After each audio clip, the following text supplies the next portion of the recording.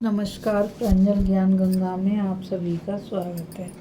हम संक्षिप्त महाभारत का पाठ कर रहे हैं जिसमें कि भीष्म पर्व चल रहा है। कल हमने कथा में मकर और क्रौंच व्यूह का निर्माण, भीम और धृष्टद्युम्न का पराक्रम की कथा को पढ़ा था। आज हम कथा में भीम और दुर्योधन का युद्ध, अभिमन्यु तथा द्रौपदी के पुत्रों का पराक्रम की कथा को पढ़ेंगे। संजय ने कहा, तदंतर जब सूर्यदेव पर संध्या की लाली छाने लगी तो दुर्योधन ने भीमसेन का वध करने की इच्छा से उन पर धावा किया। अपने पक्के वैरी को आते देख भीमसेन के क्रोध की सीमा न रही। वे दुर्योधन से कहने लगे, आज मुझे वह अवसर मिला है जिसकी बहुत वर्षों से प्रतीक्षा कर रहा था। यदि तू युद्ध छोड़कर भाग नहीं गया तो अवश्य इस समय तेरा वध कर डालूंगा। माता कुंती को जो कष्ट उठाने पड़े हैं, हम लोगों ने जो वनवास भोगा है तथा द्रौपदी को जो अपमान का दुख सहना पड़ा है, उन सब का बदला आज तुझे मारकर चुका लूंगा। यह कहकर भीमसेन ने धनुष चढ़ाया और दुर्योधन पर जलती हुई अग्नि की शिखा के समान 26 बाण छोड़े। फिर 2 बाणों से उसका धनुष काट दिया, 2 से उसके सारथी को मार डाला, 4 बाणों से चारों घोड़ों को यमलोक भेज दिया और 2 बाणों से छत्र तथा 6 से ध्वजा को काट डाला। इसके बाद उसके सामने ही उच्च स्वर से सिंहनाद करने ध्वजा को काट डाला। इसके बाद उसके सामने ही उच्च स्वर से सिंहनाद करने लगे। इतने में कृपाचार्य ने आकर दुर्योधन को अपने रथ पर चढ़ा लिया। भीमसेन ने उसे बहुत ही घायल और व्यथित कर दिया था, इसलिए वह रथ के पिछले भाग में बैठकर विश्राम करने लगा। तत्पश्चात भीम को जीतने के लिए कई हजार रथों के साथ जयद्रथ ने आक्रमण किया। धृष्टकेतु, अभिमन्यु, द्रौपदी के पुत्र केकई देशीय राजकुमार आपके पुत्रों से युद्ध करने लगे। इसी समय चित्रसेन, सुचित्र, चित्रांगद, चित्रदर्शन, चारुचित्र, सुचारु, नंदक और उपनंदक, इन 8 यशस्वी वीरों ने अभिमन्यु के रथ को चारों ओर से घेर लिया। यह देख अभिमन्यु ने प्रत्येक को 5-5 बाण मारे। अभिमन्यु के इस पराक्रम को वे नहीं सह सके, अतः उस पर तीक्ष्ण बाणों की वर्षा करने लगे। फिर तो अभिमन्यु ने वह पराक्रम दिखाया जिससे आपके सैनिक कांप उठे, मानो देवासुर संग्राम में वज्रपाणी इंद्र असुरों को भयभीत कर रहे हों। इसके बाद उसने विकर्ण पर 14 बाणों का प्रहार करके उनके रथ से ध्वजा काट गिराई और सारथी तथा घोड़ों को मार डाला। फिर सान पर चढ़ाए हुए कई तीखे बाण विकर्ण को लक्ष्य करके छोड़े और वे उसके शरीर को छेदकर पृथ्वी पर जा गिरे। विकर्ण को घायल देखकर उसके दूसरे भाई अभिमन्यु आदि महारथियों पर टूट पड़े।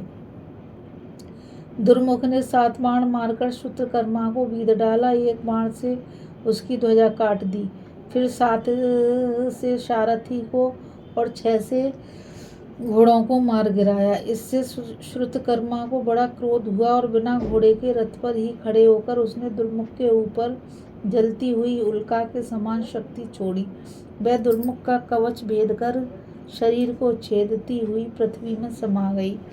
इधर श्रुतकर्मा को रत्नहीन देखकर महारथी श्रुतसोम ने उसे अपने रथ पर बिठा लिया। राजन, इसके बाद आपके यशस्वी पुत्र जयसेन को मार डालने की इच्छा से श्रुतकीर्ति उसके सामने आया। जयसेन ने तनिक मुस्कुराकर श्रुतकीर्ति के धनुष को काट दिया। अपने भाई का धनुष कटा देखकर शतानीक बारंबार सिंहनाद करता हुआ वहां पहुंचा। उसने अपने सुदृढ़ धनुष को तानकर 10 बाणों से जयसेन को घायल कर दिया। जयसेन के पास उसका भाई दुष्कर्ण भी मौजूद था। उसने नकुल पुत्र शतानीक के धनुष को काट दिया। शतानीक ने दूसरा धनुष लेकर उस पर बाणों का संधान किया और उन्हें दुष्कर्ण को लक्ष्य करके छोड़ दिया। इसके बाद 1 बाण से उसके धनुष को काटकर 2 से सारथी और 12 से घोड़ों को मार डाला। साथ ही उसे भी 7 बाणों से घायल कर दिया। इसके पश्चात एक भल्ल नामक बाण से दुष्कर्ण की छाती में प्रहार किया। उसकी चोट खाकर वह बिजली के आघात से टूटे हुए वृक्ष की भांति पृथ्वी पर गिर पड़ा। दुष्कर्ण को व्यथित देखकर 5 महारथियों ने शतानीक को चारों ओर से घेर लिया और उसे बाणों के समूह से आच्छादित करने लगे। यह देख 5 केकई राज कुमार क्रोध में भरे हुए शतानीक की सहायता के लिए दौड़े। उन्हें आक्रमण करते देख दुर्मुख, दुर्जय, दुर्मर्षण, शत्रुंजय और शत्रुशय आदि आपके महारथी पुत्र उनके मुकाबले में आ डटे। एक दूसरे को अपना दुश्मन मानने वाले इन राजाओं ने सूर्यास्त के बाद 2 घड़ी तक अपना भयंकर संग्राम जारी रखा। हजारों रथियों और घुड़सवारों की लाशें बिछ गईं। तब शांतनु नंदन भीष्म जी महात्मा पांडवों और पांचालों की सेना को यमलोक पठाने लगे। इस प्रकार पांडव सेना का संहार करके भीष्म जी ने अपने योद्धाओं को पीछे लौटाया और स्वयं अपने शिविर में चले गए। इधर धर्मराज युधिष्ठिर भी भीमसेन और धृष्टद्युम्न को देखकर बड़े प्रसन्न हुए और उन दोनों का मस्तक सूंघने लगे। फिर बड़े हर्ष से अपनी छावनी में गए। इस कथा में बस इतना ही। अभी हम कथा में भीम और दुर्योधन का युद्ध, अभिमन्यु तथा द्रौपदी के पुत्रों के पराक्रम की कथा को पढ़ रहे थे। आगे की कथा में हम 6ठे दिन के दोपहर तक के युद्ध का वर्णन पढ़ेंगे। इस कथा में बस इतना ही। मुझ गीता रावत को आज्ञा दीजिए। कल फिर मिलेंगे एक नई कथा के साथ। और मैं आप सभी से यही कहना चाहूँगी कि इस चैनल को ज़्यादा से ज़्यादा लाइक, शेयर और सब्सक्राइब कीजिए ताकि ये अमूल्य ज्ञान अधिक लोगों तक पहुँच सके। राधे राधे। जय श्री कृष्णा। नमस्कार।